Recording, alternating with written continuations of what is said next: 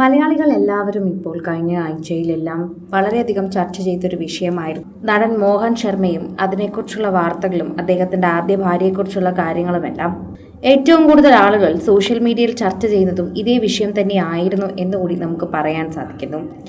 ഇപ്പോഴിതാ മോഹൻ ശർമ്മയെക്കുറിച്ച് തന്റെ വളർത്തുമകൾ ഇപ്പോൾ വെളിപ്പെടുത്തുന്ന കാര്യങ്ങളാണ് എല്ലാവരും ഞെട്ടിക്കുന്നത്. നടി ഐശ്വര്യയെ സംബന്ധിച്ച് ശരിക്കും പറഞ്ഞാൽ ഇതൊരു വല്ലാത്ത വേദന തന്നെയാണ് എന്ന് പറയുന്നു. ഓരോ തവണയും പ്രേക്ഷകർ വളരെയധികം ചിന്തിച്ച് തന്നെയാണ് ഇതിനെക്കുറിച്ച് സംസാരിക്കുന്നത്. പ്രേക്ഷകർ വളരെയധികം കൃത്യമായി സംസാരിക്കുന്ന ഒരു കാര്യമായും ഇത് മാറുന്നു.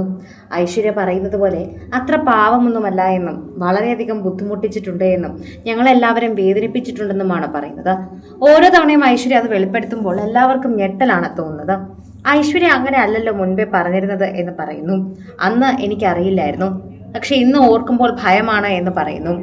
രണ്ടാനച്ഛനായി എത്തിയ മോഹൻ ശർമ്മയിൽ നിന്ന് താൻ നേരിട്ട പീഡനങ്ങളെക്കുറിച്ചാണ് പറയുന്നത്. ലക്ഷ്മിയും മകളും നടിയുമായി തന്നെ ഐശ്വര്യ ഭാസ്കറും വെളിപ്പെടുത്തിയിട്ടുണ്ട്. എന്റെ 8 വയസ്സ് മുതൽ 12 വയസ്സ് വരെ രണ്ടാനച്ഛനിൽ നിന്ന് ക്രൂരമായ പീഡനങ്ങൾ നേരിട്ടു എന്ന് പറഞ്ഞ് കരയുകയായിരുന്നു ഐശ്വര്യ. മൾട്ടി മമ്മി എന്ന തന്റെ യൂട്യൂബ് ചാനലിലൂടെയാണ് ലക്ഷ്മി ഇത് വെളിപ്പെടുത്തിയത്. എന്റെ ചെറുപ്രായത്തിൽ തന്നെ അച്ഛനും അമ്മയും വേർപിരിഞ്ഞിരുന്നു.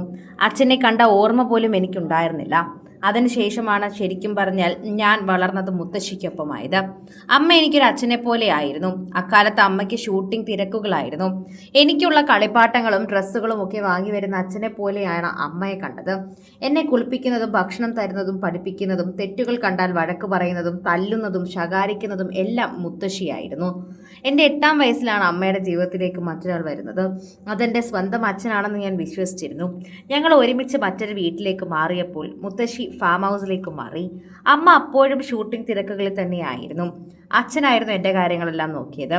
എന്നെ അച്ഛൻ്റെ കയ്യിൽ വിശ്വസിപ്പിച്ച് ഏൽപ്പിച്ചിട്ടാണ് പോയത്. അങ്ങനെ അമ്മ പോകുമായിരുന്നു. എനിക്ക് സ്പോർട്സ് എന്ന് പറഞ്ഞു തരുന്നതും പട്ടുപാവാട വാങ്ങിത്തരുന്നതും എല്ലാം അദ്ദേഹമാണ്.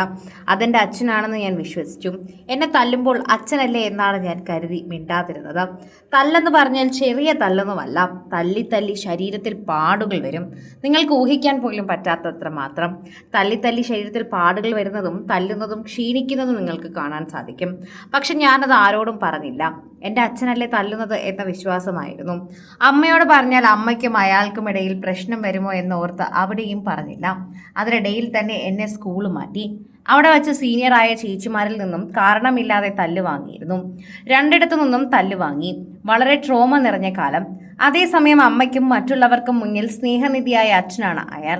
അമ്മ ഷൂട്ടിംഗ് കഴിഞ്ഞ് വന്നാൽ ഞങ്ങളെ പുറത്തു കൊണ്ടുപോകും, ഷോപ്പിങ്ങിന് കൊണ്ടുപോകും. ഫാമിലിയായി തന്നെ നിന്നും. അദ്ദേഹം അടിക്കുമ്പോഴെല്ലാം ഞാൻ ഇപ്പോഴും ഓർക്കുന്നു. എന്തിനായിരുന്നു ഞാനെല്ലാം സഹിച്ചു നിന്നതുപോലും അറിയില്ല എന്നാണ് ഐശ്വര്യ വെളിപ്പെടുത്തുന്നത്.